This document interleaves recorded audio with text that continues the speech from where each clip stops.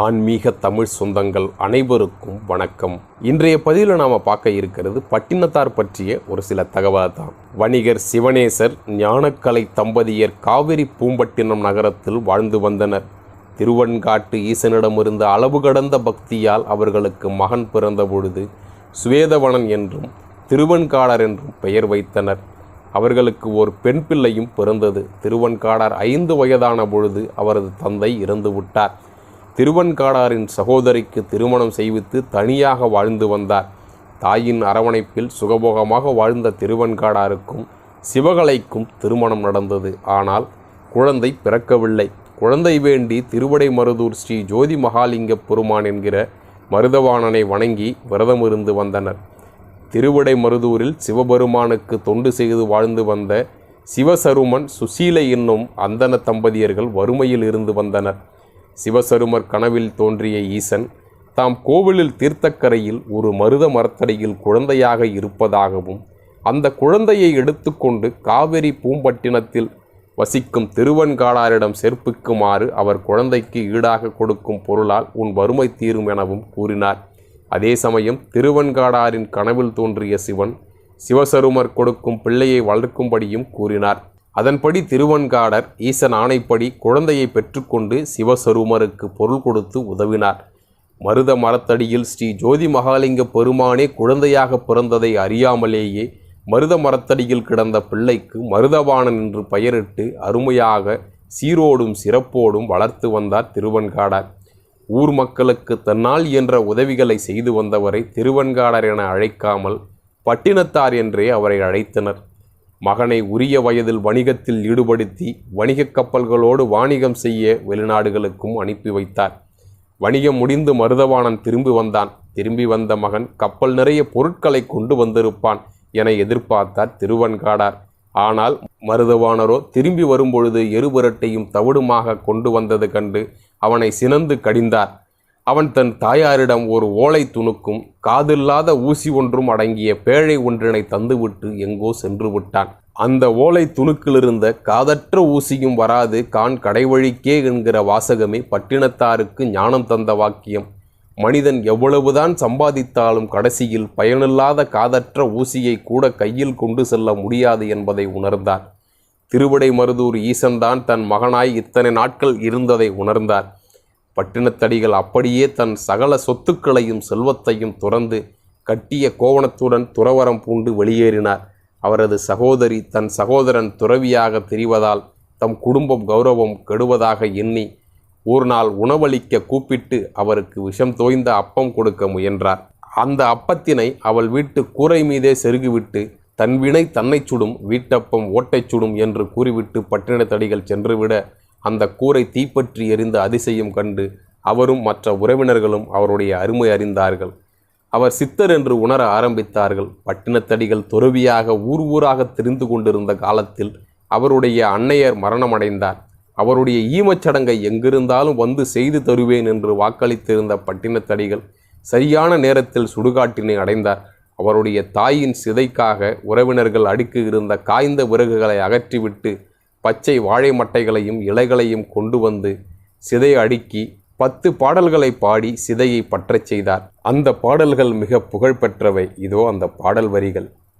ஐயிரண்டு திங்களாய் அங்கமெல்லாம் நொந்து பெற்று பையலென்ற பொழுதே பரிந்தெடுத்து செய்ய இரு கைப்புறத்தில் ஏந்தி கனகமுளை தந்தாலை எப்பிறப்பில் காண்பேன் இனி முந்தி தவங்கிடந்து 300 நாள் சுமந்தே அந்தி பகலாய் சிவனை ஆதரித்து தொந்தி சரிய சுமந்து பெற்ற தாயார் தமக்கோ எரிய தழல் மூட்டுவேன் வட்டிலிலும் தொட்டிலும் மார்மேலும் தோல்மேலும் கட்டிலிலும் வைத்தென்னை காதலித்து முட்ட சிறைகளிட்டு காப்பாற்றி சீராட்டிய தாய்க்கோ விறகிலிட்டு தீமூட்டுவேன் நொந்து சுமந்து பெற்று நோவாமல் ஏந்தி முளை தந்து வளர்த்தெடுத்து தாழாமே அந்திபகல் கையிலே கண்டனை காப்பாற்றிய தாய்தனக்கோ மெய்யிலே தீமூட்டுவேன் அரிசியோ நானிடுவேன் ஆத்தால் தனக்கு வரிசையிட்டு பார்த்து மகிழாமல் உரிசியுள்ள தேனே திரவியமே செல்வத் திரவிய பூமானே என அழைத்த வாய்க்கு அள்ளி இடுவது அரிசியோ தாய் தலைமேல்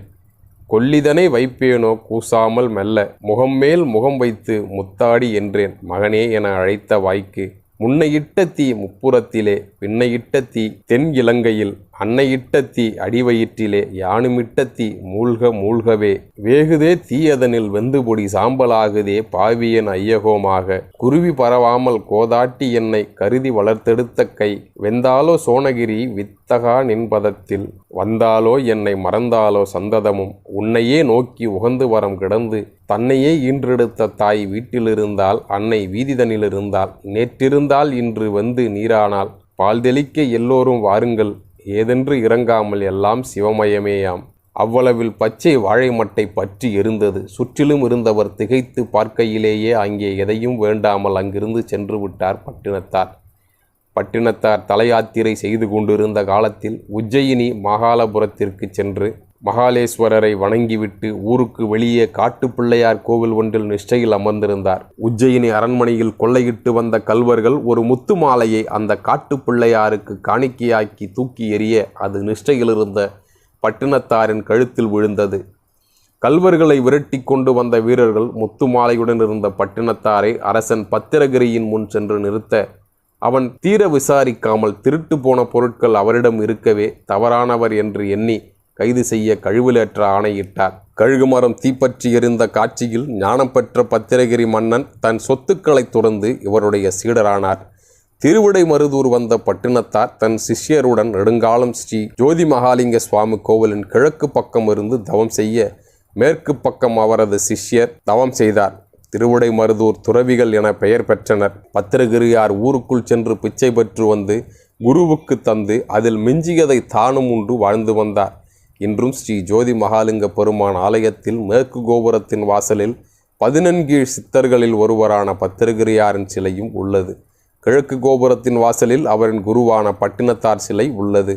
சீடர் பத்திரகிரியார் திருவிடைமருதூரில் விரைவில் முக்தி அடைந்து விட தன் சீடனுக்கு முக்தி கிடைக்காத நினைத்து பட்டினத்தார் தனக்கு முக்தி கிடைக்கவில்லையே என திருவிடைமருதூர் ஸ்ரீ ஜோதி மகாலிங்க சுவாமியிடம் வேண்ட ஈசன் அவரிடம் எந்த தலத்தில் உன் கையில் உள்ள பேய்க்கரும்பு இனிக்கிறதோ அந்த இடத்தில் உனக்கு முக்தி சித்திக்கும் என கூறி ஒரு கரும்பை கொடுக்க பட்டினத்தார் திருவன்காடு சென்று அங்கிருந்து சீர்காழி, திருத்தணி, நகரி, திருப்பாதிபுலியூர், திருவதிகை, திருவண்ணாமலை, காஞ்சி, திருக்காளகத்தி போன்ற தலங்களுக்கு சென்று இறைவனை வழிபட்டார். அங்கெல்லாம் கரும்பு இனிக்கவில்லை. பின் அவர் திருவொற்றியூர் வந்தார். அங்கே அவர் கையிலே கிடைத்த பேய்க்கரும்பு இனித்தது. இங்கேயே தனக்கு முக்தி என்பதை உணர்ந்து கொண்டார். அது ஆதிபுரி என அழைக்கப்பட்ட திருத்தலம். ஆதிபுரிநாதரை வணங்கி திருவொற்றியூர் ஒருவா ஒருவது, முதல்வன் முறையீடு, அருட்புலம்பல் முதலிய இலக்கியங்களை அருளச் செய்தார் பட்டினத்தார். அடிக்கடி கடற்கரை சென்று கிழக்கு நோக்கி அமர்ந்து நிஷ்டையில் இருப்பார். அவ்வப்போது அங்கு இருக்கும் சிறுவர்களோடு பொழுதுபோக்காய் அதி அற்புத ஆடல்கள் பல ஆடுவார். ஆடி மாதம் உத்திராட நாளில் சிறுவர்கள் சிலரோடு ஒளிந்து மறைந்து விளையாடும் விளையாட்டை விளையாடி கொண்டிருந்தார். ஒரு மணற்திட்டின் மேல் ஏறி நின்று அங்கேயே மறைந்து மீண்டும் வேறொரு மணற்திட்டின் குழிக்குள்ளிருந்து எழும் வித்தையை செய்து காட்டினார். அங்கிருந்த சில சிறுவர்களை அழைத்து தான் ஒரு மணற்திட்டில் சென்று மறையப் போவதாகவும் அங்கு தன்னை ஒரு சால் கொண்டு மூடும்படியாகவும் கூறினார். வேறிடத்தில் அவர் வெளிப்படுவார் என எண்ணி அவர்களும் அப்படியே மூடினார்கள். நெடுநேரமாகியும் எங்கும் வெளிப்படாததால் பயந்த சிறுவர்கள் ஊரில் சென்று நடந்ததை கூறி அனைவரையும் அழைத்து வந்தனர். மூடப்பட்டிருந்த சாலை தூக்கி பார்க்க பட்டினத்தார் இருந்த இடத்தில் சிவலிங்கம் ஒன்று இருந்தது கண்டனர். அனைவரும் சிவலிங்கத்துக்குள் பட்டினத்தார் ஜீவசமாதியாக ஐக்கியமாகி இருப்பதை உணர்ந்து அதனை வழிபாடு செய்ய தொடங்கினர். பின் நாட்களில் இங்கே கோயில் எழுப்பப்பட்டது. வங்காள விரிகுடா கடலை பார்த்த வண்ணம் காட்சி தரும் பட்டினத்தார் தனிச்சன்னதியில் லிங்க வடிவில் சதுர பீடத்துடன் காட்சி தருகிறார். பட்டினத்தடிகள் திருவன்காடு, சீர்காழி, சிதம்பரம் போன்ற சிவத்தலங்களுக்கு சென்று பாடிய பாடல்கள் அனைத்தும் சைவ திருமுறைகளில் 11ஆம் திருமுறை தொகுப்பில் உள்ளன. திருவிடைமருதூர் திருவந்தாதி கோவில், நான்மணி மாலை, திருக்கழுக்கு மாலை, மும்மணிக்கோவை, திருவொற்றியூர் ஒருபா ஒப்பது பட்டினத்தாரின் பாடல்கள் எளிய வார்த்தைகளுக்கு அரிய பொருட்களும் கொண்ட அற்புத கலவைகளாகும். இது போன்ற மேலும் பல ஆன்மீக தகவல்களுக்கு நமது ஆன்மீக களஞ்சியம் சேனலை சப்ஸ்கிரைப் பண்ணுங்கள். இந்த தகவல் உங்களுக்கு பிடிச்சிருந்தானா லைக் பண்ணுங்கள். ரொம்ப பிடிச்சிருந்தா உங்கள் நண்பர்கள் அனைவருக்கும் இந்த வீடியோவை ஷேர் பண்ணுங்கள். உங்களோட மேலான கருத்துக்களை கீழே கமெண்டில் பதிவிடுங்க. அடுத்து ஒரு நல்ல வீடியோவில் உங்களை சந்திக்கிற வரைக்கும் உங்களிடமிருந்து விடைபெற்றுக் கொள்வார் உங்கள் சுப்பிரமணிய சங்கர். நன்றி, வணக்கம்.